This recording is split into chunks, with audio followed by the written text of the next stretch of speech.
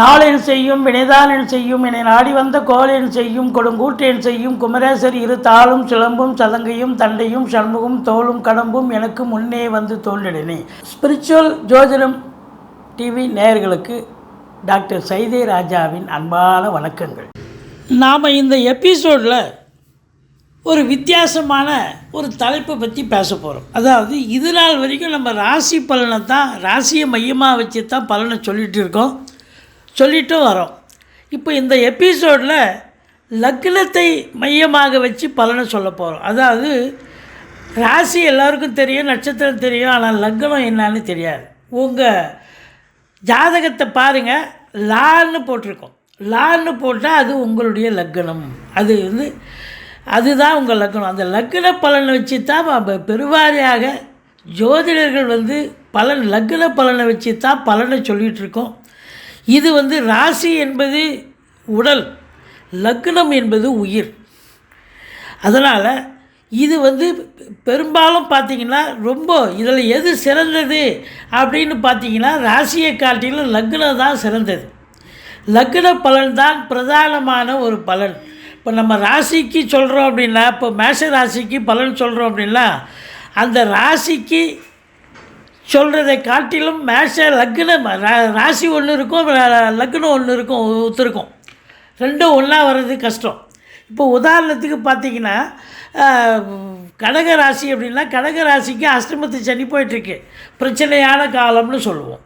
ஆனால் அதுவே அவர் மேஷ லக்னத்தில் பிறந்திருப்பார். அப்போ மேஷ லக்னத்துக்கு சனி 11ல் நல்லா இருக்கார், அப்போ நல்லது செய்வார்.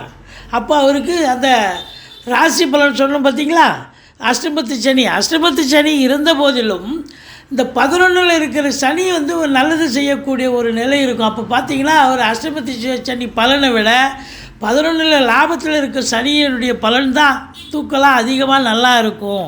அப்போ சிறந்தது எதுன்னு பார்த்திங்கன்னா லக்னம் பலன்கள் தான் பிரதானம் அப்படின்னு இருக்கக்கூடிய ஒரு அமைப்பு இருக்குங்க. பெரும்பாலும் பார்த்திங்கன்னு சொன்னால் இந்த வருட கிரகங்களை மையமாக வச்சு தான் நம்ம பலனை சொல்ல முடியும். சனி 2.5 வருஷம் ஒரு ராசியில் இருப்பார், குரு பகவான் 1 வருஷம் இருப்பார், ராகு கேதுக்கள் 1 ஆண்டு ஒரு கட்டத்தில் இருப்பாங்க. இவங்களை பொறுத்தவரையிலையும் இந்த ராகு கேதுவை தவிர்த்து இந்த குரு சனி வக்ரமாகும் காலங்களும் இருக்குது. பட் இருந்தாலும் நம்ம பெருவாரியாக அந்த கட்டத்தில் இருக்கும் பொழுது என்ன பலனை தருகிறார் அந்த கிரகம் அப்படிங்கிறத வச்சு தான் நம்ம சொல்ல போகிறோம்.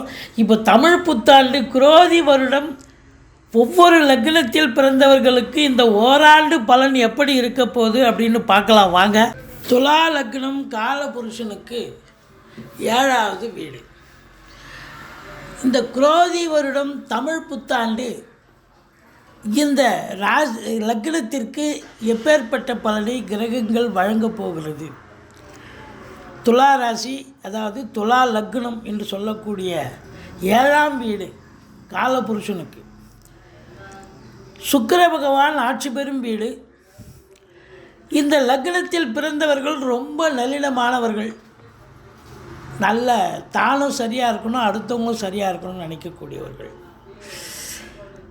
நிறைய பார்த்திங்கன்னா கலைத்துறையில் கூட இருப்பாங்க இவங்க. பெரும்பாலும் பார்த்திங்கன்னா சுக்கிரனுடைய ஆதிக்கம் இருக்கு இல்லையா, சிறப்பு. இவங்களுக்கு இப்போது ஆண்டு பலன் குரோதி ஆண்டு எப்படி இருக்க போகுது அப்படின்னு பார்த்திங்கன்னா, குரு பகவான் இது நாள் வரைக்கும் 7ஆம் இடத்துல இருந்த குரு பகவான் இப்போது 8ஆம் இடத்துக்கு வந்துட்டார். இது 8ஆம் இடம் என்பது ஸ்தான பலம் அல்ல. இப்போ 8ல் குரு சரியில்லாத சூழல். நீங்கள் தட்சிணாமூர்த்தியை வழிபாடு பண்ணிங்கன்னா ஓரளவுக்கு குருவால் நடக்கக்கூடிய நன்மைகள் கொஞ்சம் அதிகமாகும். இருந்த போதிலும் குருவுக்கு ஸ்தான பலம் இல்லை என்றாலும் கூட பார்வை பலம் இருக்கிறது. குரு பார்க்க கோடி நன்மை, 12ஆம் வீட்டை பார்க்குறார். செலவினங்கள் சுப செலவுகள் ஏற்படும். அயன சயன போகம் சிறப்பாக இருக்கும். மற்றபடி 12ஆம் இடம் என்பது உறக்கத்தை தரக்கூடிய ஒரு இடம். நல்லா 12ஆம் வீட்டை குரு பார்க்குதுன்னு சொன்னால் நல்லா தூக்கம் கூட நல்லா வரும். ஆனால் கேது இருந்திருக்கிறார், இப்போவும் கேது இருக்கிறார். குரு பார்க்காத வரைக்கும் தூக்கம் இல்லை உங்களுக்கு. இப்போ தூக்கம் நல்லா வரும், எந்த குறையும் கிடையாது. அடுத்தது 7ஆம் பார்வையாக 2ஆம் வீட்டை பார்க்கிறார். இந்த 2ஆம் வீட்டை குரு பார்ப்பது என்பது சிறப்பு. பொருளாதாரத்தில் ஒரு சுபீட்சத்தை தருவார். நல்ல சம்பாத்தியத்தை பார்த்து வீட்டில் நல்ல பணப்புழக்கம் இருக்கும், கொடுக்கல் வாங்கல் சிறப்பாக இருக்கும். ஏதாவது ஒரு வழியில் பணம் வந்துக்கிட்டே இருக்கும். வீட்டில் பண தட்டுப்பாடு இருக்காது. உங்கள் சொல்லுக்கும் செயலுக்கும் மதிப்பு மரியாதை இருக்கும். இது நாள் வரைக்கும் உங்களை யாரும் சீண்டலை. ஏன்னா சனி பார்த்துட்டு இருந்தார், இப்பவும் சனி தான் பார்க்குறாரு. குடும்பத்தில் சண்டை இருந்தது, சச்சரவு இருந்தது, பிரச்சனை இருந்தது, பிரிவினை இருந்தது, காசு பணம் வந்தால் தங்களை கொடுக்கல் வாங்கல் செஞ்சாலும் பிரச்சனை வந்துச்சு. இப்போ அப்படிலாம் கிடையாது. இப்போ அப்படியே உல்ட்டாவாக நல்ல பாசிட்டிவாக மாறியாச்சு. காசு பணம் வந்தால் தங்கும், கொடுக்கல் வாங்கல் செய்யலாம். உங்கள் சொல்லுக்கும் செயலுக்கும் மதிப்பு மரியாதை கண்டிப்பாக கிடைக்கும். ஏன்னா 2ஆம் இடத்தை குரு பார்க்குறார் அப்படின்னும் பொழுது உங்களை பொறுத்தவரை குடும்பம் நல்லா சுபீட்சமாக இருக்கணும், சந்தோஷமாக இருக்கணும், குடும்பத்தில் சுப நிகழ்ச்சிகள் நடத்தணும், வெளியார் சுப நிகழ்ச்சிகளுக்கு சென்று விட்டு வர முடியும் அப்படின்னு சொல்லணும். இதான் 2ஆம் இடம். அடுத்தது பார்த்தீங்கன்னு சொன்னால் 4ஆம் இடம் அப்படின்னும்போது மாத்ருஸ்தானம். இந்த 4ஆம் இடத்தை குரு பார்க்கிறது சிறப்பு. இப்போ 2ஆம் வீட்டை குரு பார்க்கிறது, நல்ல சம்பாத்தியம் இருக்குது, வருமானம் இருக்குது, காசு பணம் வருது, தங்குது, பீரோவில் வைக்கிறீங்க, இல்லை பேங்க் பேலன்ஸில் உயருதுன்னு சொன்னால் இப்போ 4ஆம் இடம் ஆக்டிவேட் ஆகும். எப்படின்னாக்கா உங்களுக்கு ஏதாவது காசு பணத்தை வச்சு நீங்கள் என்ன பண்ணுவீங்க? சொத்து பத்து வாங்கணும், வீடு வாசல் வாங்கணும், வீடு கட்டணும்னா வீடு கட்டணும், ஃப்ளாட்டு வாங்கணும்னா ஃப்ளாட்டு வாங்கணும். உங்கள் அபிலாஷை என்னவோ சொத்து பத்தில் கண்டிப்பாக இன்வெஸ்ட் பண்ணக்கூடிய காலகட்டம்.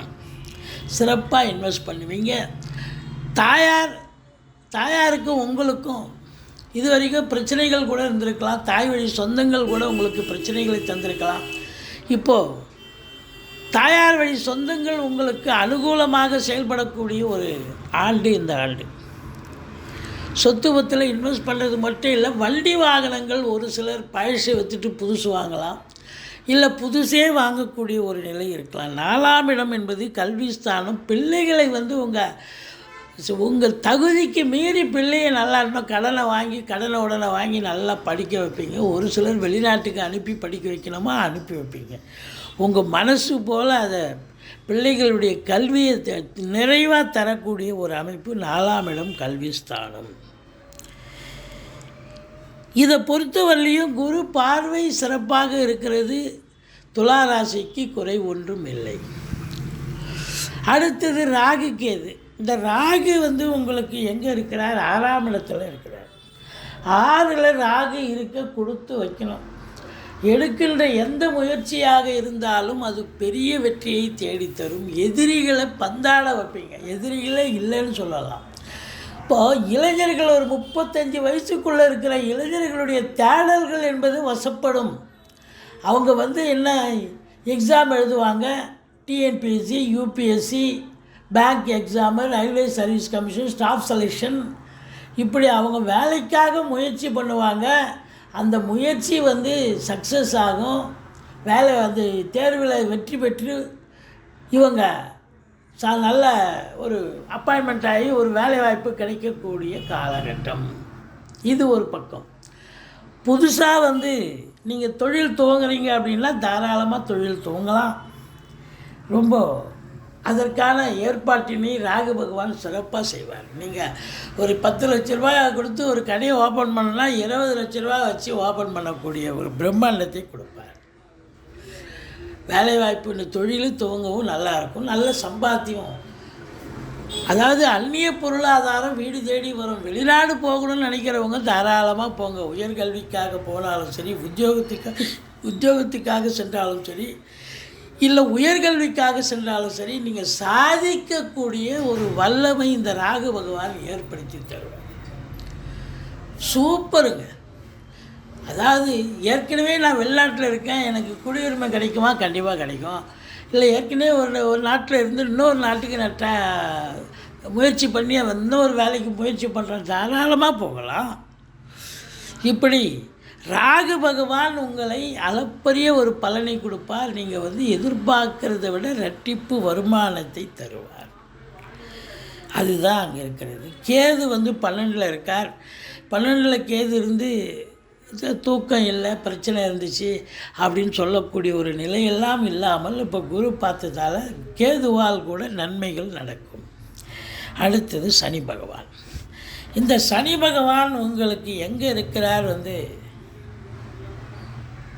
5ஆம் இடத்துல இருக்கிறார், பஞ்சமஸ்தானத்தில் இருக்கார், அதாவது பூர்வ புண்ணிய ஸ்தானத்தில் இருக்கிறார். நல்ல இடம். 5ஆம் இடத்துல சனி பகவான் இருக்கிறார் அப்படின்னு சொன்னால் சிவகடாட்சம் நிறைந்த ஒரு நேரம். நீங்கள் எவ்வளவுக்கு அவ்வளோ சிவனை வழிபாடு செய்கிறீங்களோ அவ்வளோக்கு அவ்வளோ உங்களுக்கு நல்லது நடக்கக்கூடிய ஒரு அமைப்பு. பூர்வீகத்தில் ஏதாவது பிரச்சனைகள் இருந்திருக்கலாம். இப்போ அந்த பிரச்சனைகள்லாம் அகன்று நல்ல சகஜ நிலைக்கு சந்தோஷமாக இருக்கக்கூடிய ஒரு நிலை. பூர்வ புண்ணிய ஸ்தானம் வலுப்பெறுகிறது.